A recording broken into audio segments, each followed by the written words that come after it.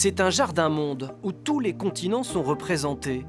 Des milliers d'espèces, une cinquantaine rien que pour les eucalyptus, qui pour certaines s'épanouissent ici depuis près de 150 ans. Voici le Cornus controversa, l'arbre des pagodes.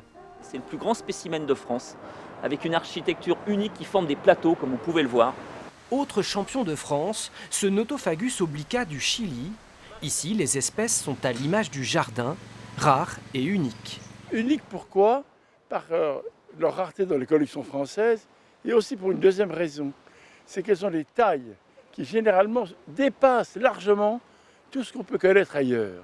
Tout cela grâce à une famille et un homme, le docteur Favier.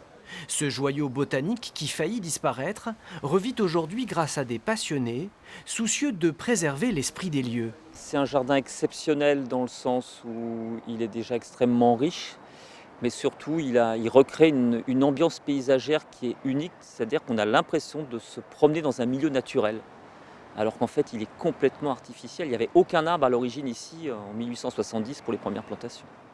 Alors ça c'est pour quand vous êtes enrhumé, Ça dégage ça tout. dégage le nez. Des botanistes de France et d'Europe viennent aujourd'hui visiter le jardin Favier.